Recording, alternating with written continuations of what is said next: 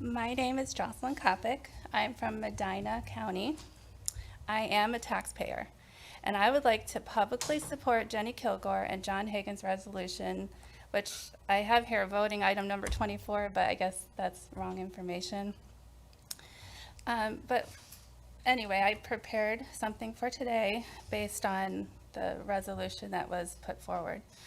I think it is imperative to hear the parents' voices, the taxpayers of the children in the education system.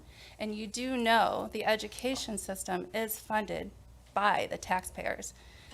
The education of our nation's children should be done with a respectful, open dialogue between the parents and the public schools, elected and appointed officials, along with the public schools staff and faculty.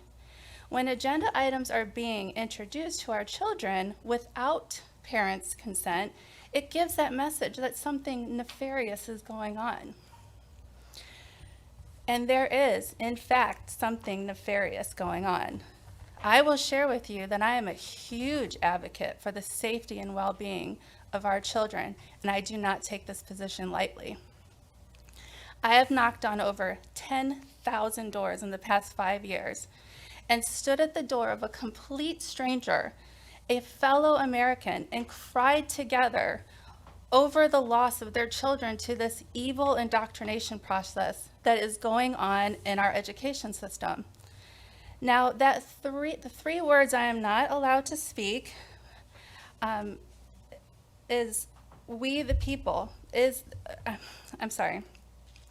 the words that must not be spoken is nefarious. And we, the people and parents, are onto it.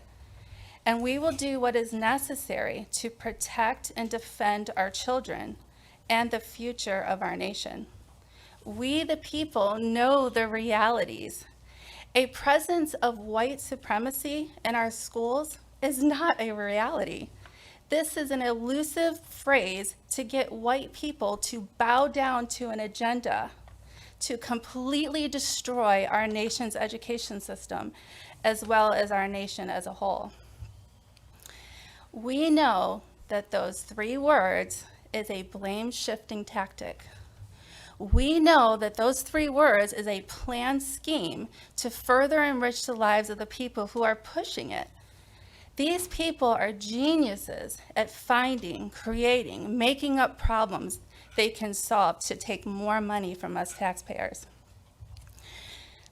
We know the same people crying racism also support people like Kermit Gosnell, an infamous abortion doctor.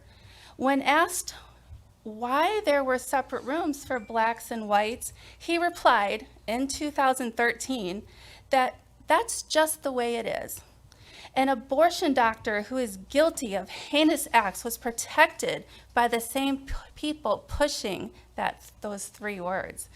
When white people walked into Gosnell's office, they were counseled and given 24 hours to make that final decision because that was the law.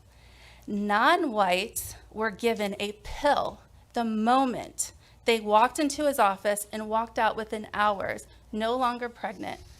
And sadly, some non-whites never walked out of his office. How did he get away with such racism? Well, Dr. Gosnell is black.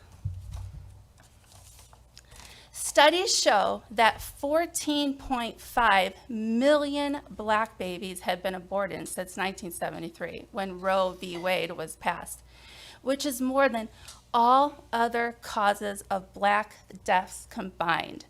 Our children have nothing to do with that. The nation's children are victims. We know the reality of the abortion industry, and that is the most profitable industry in the world, right along with human trafficking. Abortion enriches the lives of the people who are pushing those 3 words. We also know the facts about the education in the inner cities, where the majority of black students attend. No school choice.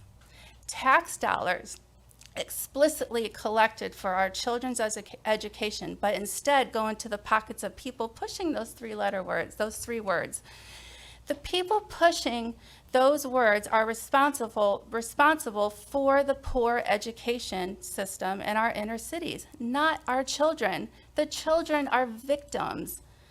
We know the facts about black on black crime that the people pushing those 3 words don't care about. They only care about crimes of white on black because it fits the narrative, which is significantly less statistically than black on black crime. Excuse me, Mrs. Kopach. How are children Mrs. responsible for Kopach, that? They're have- not, they're victims. And one more, finally. We know that you know, and I 100% support a partnership between parents and all persons involved in our nation's education system. I also support the accountability to the fullest extent of the law of any person using their position in the education system to endanger our children and this nation. Thank you.